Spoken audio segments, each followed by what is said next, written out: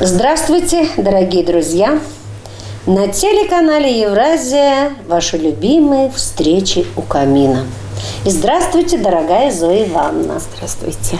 Вот недавно мы только встретились с Зоей Ивановной, заслуженным учителем Российской Федерации, лауреатом президентского гранта, и она нам представляла свое уникальное творчество, свои картины. Картины, которые называются «Шерстяная акварель», правильно? Вот одна из них стоит перед вами. Я хочу сказать, что офис моего проекта «Уральская гармонь», он украшен этими картинами. Их великое множество, они удивительны и уникальны, действительно. «Шерстяная акварель». Но сегодня я Зою Ивановну пригласила не как путешественницу на байдарках, на лошадях, на чем еще? На велосипедах, наверное. Это все она. То в Адыгее, на катамаран, то по Алтаю, то по Карелии. Ведет Зоя Ивановна себя в первую очередь и своих последователей, учеников и даже внуков. Представляете, какой педагог и наставник у наших молодых парней, ребят. Все это Зоя Ивановна. Но Зоя Ивановна открывается перед нами всеми гранями своего таланта, и одна из них – стихи, которые она пишет. Мы с вами живем не совсем в простое время. Оно достаточно сложное. Внутренне мы напряжены. И вот это состояние передается каждому из нас. А Зоя Ивановна, она передалась в ее замечательных стихах. О России, конечно, в первую очередь. Ну, Зоя Ивановна, вам слово. Первое стихотворение я прочитаю. Это стихотворение «Загадка». Он женат на России. Он безумно влюблен в ее косы пшеничные и в глаза из озер, в ее реки и горы, и в березовый звон, и в народ свой великий, что в победах рожден. Он любить так умеет, что немногим дано, хотя сердце имеет, как и все мы, одно. Он любимую никогда не предаст, он Россию свою никому не отдаст. Я бесконечно благодарна Зое Ивановне, потому что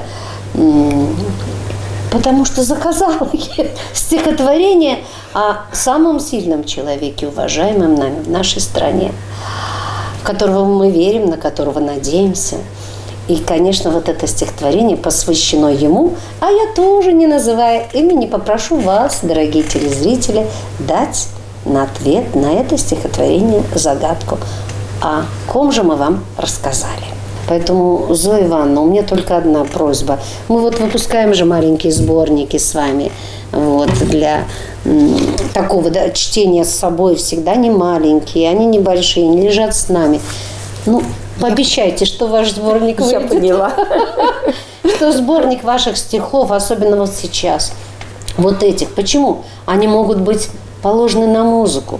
Наша Анна Александровна Дерябина из каждого стихотворения сделает такое произведение искусства, что уже в следующей передаче мы будем песни петь, то есть стихотворение, положенное на музыку.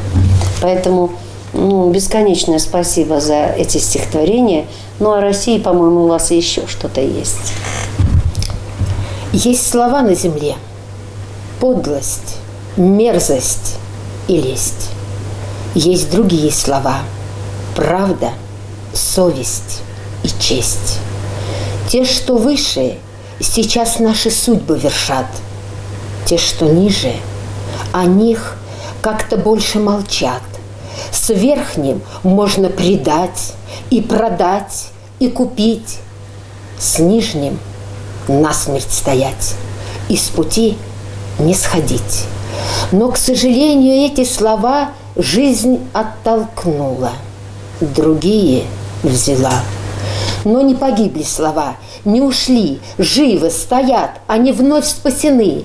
Ради слов этих жизнь воскресает, бурлит. Ради слов этих мир на коленях стоит.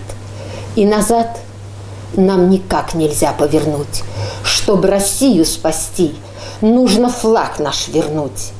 наши парни, никак отступать вам нельзя. За вами Россия, за вами Москва. У меня слов нет. Я бесконечно, говорю, бесконечно готова преклонять голову перед вашим трудом, работой, а еще и творчеством. И вот вы прочитали такие стихотворения. Еще какой-то у вас есть? Еще стихотворение. О России, да? Да, это Да. мое личное отношение к тому, что происходит. Я, знаете, сторонник чего? Каждый, кто живет в нашей стране, а может быть, кто и не живет, должен оставить, хоть что-то сделать для победы. И вот у меня родилось такое стихотворение. «Родина моя, Россия, моя великая страна, как трепетно меня любила, и как ты верила в меня, своей росою умывала, качала ветром колыбель, лучами солнца согревала и берегла всю ночь, весь день. Теперь в беду и ты попала. Как я могу тебе помочь? Работать буду и молиться и день, и ночь, и день, и ночь». Чудесное стихотворение. А как они у вас приходят? Это вот вы идете, и получилось, или вы спите, или это что-то то самое, как Иду, рождается? получилось. Сплю, получилось. Вот когда иду, это хуже. Да? Я не могу записать. Мгм. А вот когда сплю, я вскакиваю, быстренько записываю, опять ложусь, оно опять идет. Опять записываю. И вот однажды я так понаписала, что потом ночь сочинила и 3 дня раскодировала, что я написала. Потому что ночью именно так. Вот так вот Рождаются все. стихи. Спасибо вам большое, дорогие телезрители. Уникальные стихи, замечательные строки. Хороший будет сборник. И название ему придумайте.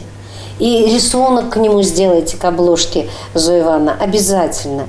Я думаю, что к какой-то дате, в таком небольшом вот формате сделать его, вы нам Может, все-таки еще его что придет. подготовить. Еще из стихов? Может, придет что-нибудь. Да, придет, конечно.